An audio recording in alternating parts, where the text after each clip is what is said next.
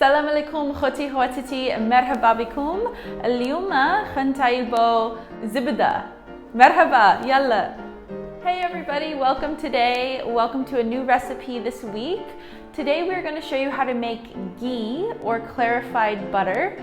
So you'll find this in a lot of Indian cooking, but it's a great substitution when you want to use a high heat oil or fat to cook with. Ghee is a perfect option. So if you're new to our channel, welcome. We have lots of grain-free, dairy-free, or lactose-free recipes, some yoga content, and some really great Moroccan vlogs of our life here in northern Morocco. So stay tuned, let's get started. It's a very simple recipe, you just need some time.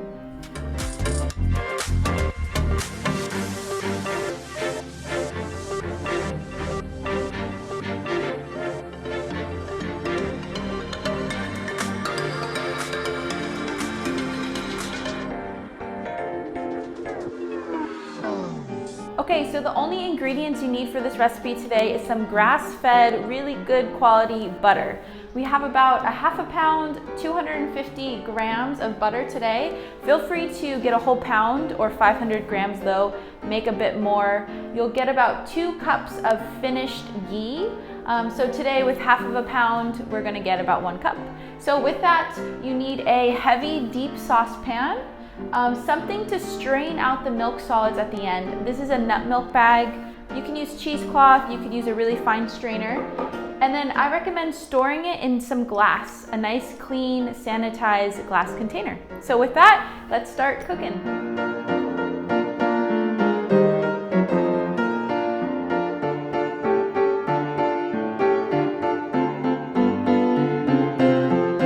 Okay, great. So we're just taking our butter, cut it into some pieces to get it in your saucepan.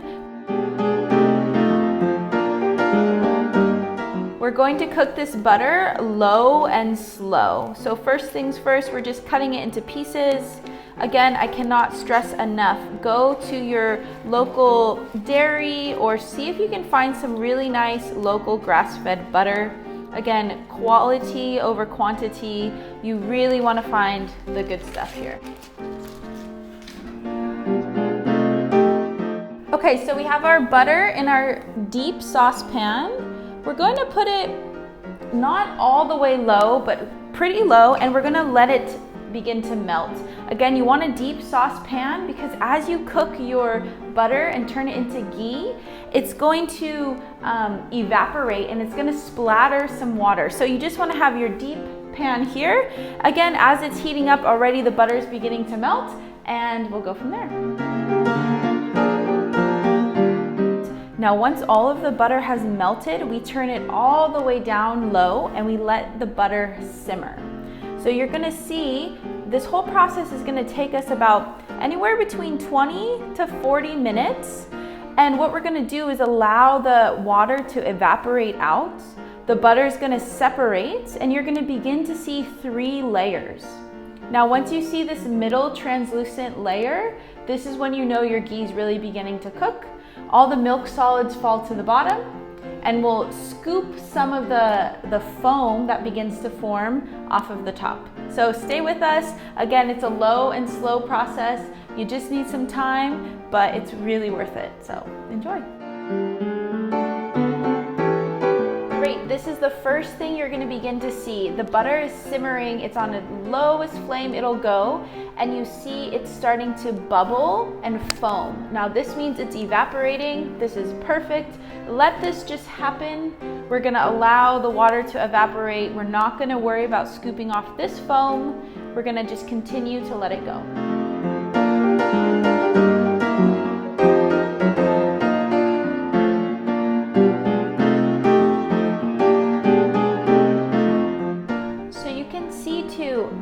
Sometimes, depending on the butter, you'll see some of the milk solids coming along the edge of the butter. So, 2 options. One, we could stir it gently to remove them from the sides, or we just remember to strain this out before we pour our ghee into our container, and that'll get rid of those final milk solids.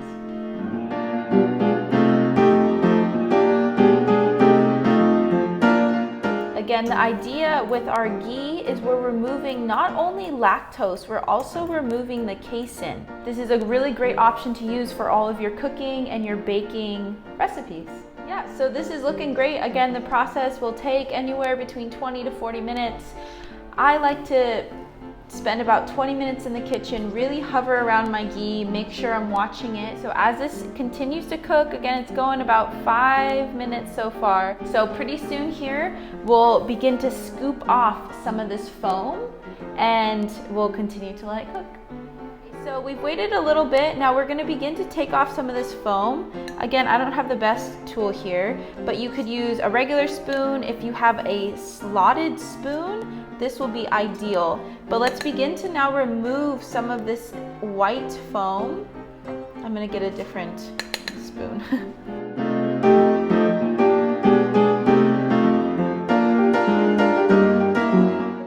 We're about 5-7 minutes in. So I'm beginning to remove this foam, and I'm really gonna keep my eyes out for those separate layers, that translucent middle layer. This is your key to know that your ghee is getting close to finish.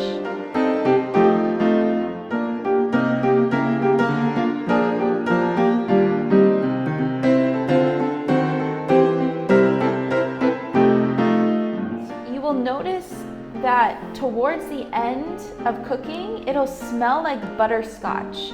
And there's a really fine moment between when the milk solids have settled on the bottom and they're beginning to kind of caramelize. This is when your ghee is finished.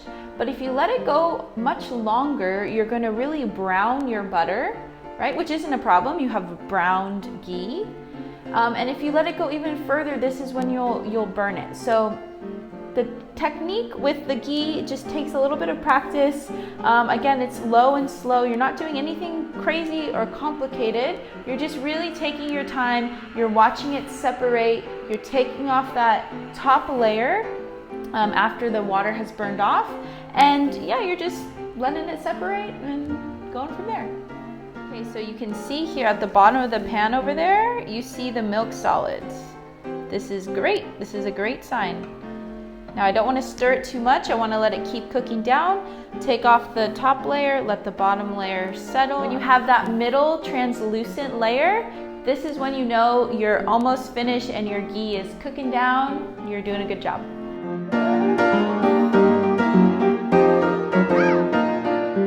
So you can substitute ghee anytime you're going to use olive oil, anytime you're going to use really any oil.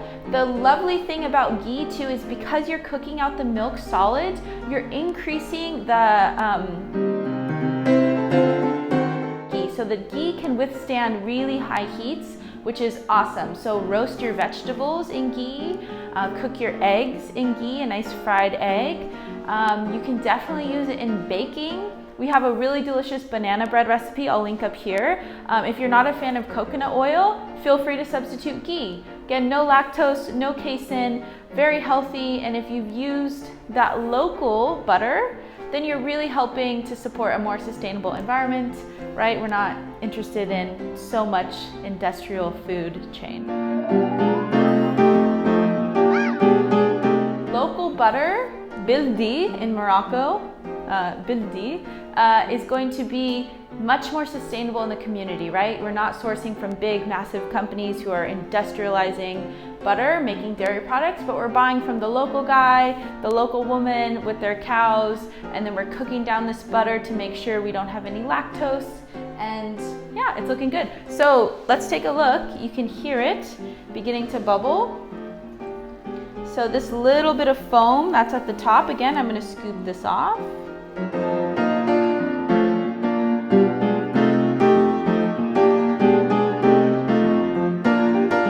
The yellow. Yep, we're leaving the yellow. This is what we want. And as I scoop off this layer, you can kind of see now that when you look in there, you're beginning to see the milk solids like at the bottom of the pan. You're seeing a clear layer and then this white stuff that I'm scooping off the top. This is good. Great. Great question. So as long as you've cooked your ghee long enough, and the water has evaporated, this will stay very safe on your counter. You don't need to put it in the refrigerator. In fact, when you put it on the counter, it keeps it a little bit more pliable, a little bit easier to use. If you store it in the fridge, you can. It's just gonna be hard, right? It's gonna be a little bit harder to use, but it'll stay on your counter for several weeks, nice and safe. Make sure your jar is sterilized. It's in a glass jar. Try not to store it in plastic. But yeah, on your counter, in glass, it'll stay for many weeks.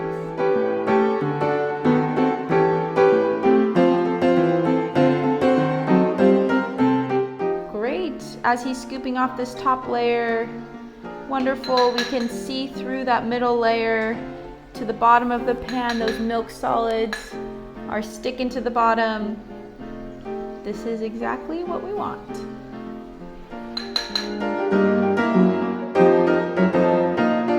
Should I keep going? Zichuya.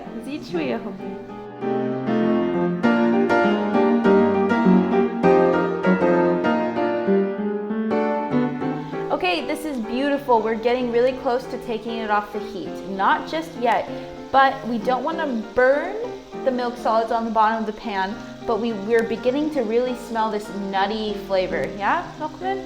Yes. Yeah, you can really smell this nutty flavor. And we've taken off a lot of the milk solids from the top, but not to worry, we'll strain this again, so all those milk solids will come off. Make sure your flame is a small flame. Again, don't use the biggest flame on your stove, use the smaller one. And just like this, it's smelling like our ghee is happening. We see all those beautiful milk solids on the bottom? Yep. Nice. Now, what we're gonna do, turn off the heat, set this off to the side and let it sit just like this for about 10 minutes. So it's cooling down. We wanna let it cool, let those final milk solids sink to the bottom, stick on the bottom, and then we're gonna strain it into our glass jar and let it chill.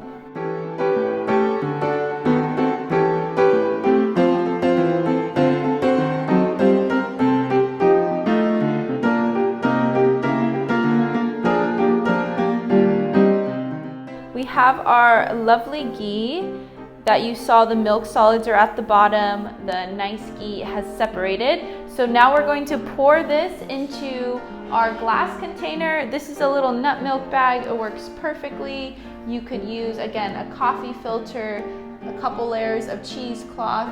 So those solids that you see there, wow. Those solids that you see falling are the milk solids. This is what that filter is filtering out. Now it's like 200 grams, gives just a little bit. I was gonna say, last time we made this, I used about 500 grams. I used half of a pound, and it gave me a full jar this size, about 1 cup. So today I used half of that, and it's gonna give me a little bit less than, a lot less. Yes, this is our old ghee. As you see, this is our old ghee. We're almost finished. We're in need of more ghee. Do you like the ghee, Hobby? Yeah, it's like a smin. Smin. Yes, except I think smin has a little bit of lactose still in it. Yeah. So this has no lactose. It's good for me. I can eat it and have no problems. And I actually made Lokmane some grilled cheese. He had never had like an American style grilled cheese before, and I used the ghee and it was great, right? Yeah. Cool, so before we finish here, now be sure you wring out your nut milk bag. So everything you wring out is ghee. You see in the bag, you can kind of see, there's little solids. These are the milk solids. We don't want these. But yeah, we have our beautiful ghee. As you see right here, it's this really nice kind of golden color. And you'll find too, making ghee at home is so much cheaper than buying ghee in the store. So again, go source some really good quality butter, some local grass-fed organic butter, and make yourself some ghee. Yeah, thank you so much for sharing this recipe. I think it will be super helpful for people they don't eat butter. Yeah, I think so. La shukran ala wajib, Poppy. Yeah, it's my pleasure. Bislama. Goodbye. Bislama. Great. If you liked this recipe, please feel free to like and subscribe to our YouTube channel. We put out new recipes each week. We have some yoga content, some really fun Moroccan vlogs on our YouTube channel. And yeah, a lot of these recipes are dairy-free, grain-free, sugar-free. Many of them are vegan. We know this one isn't vegan, but if you have some family members or friends, check out, we have a brand new vegan playlist that I will put in the description below. But as always, eat more plants, do more yoga. Have a wonderful day, and bishauraha.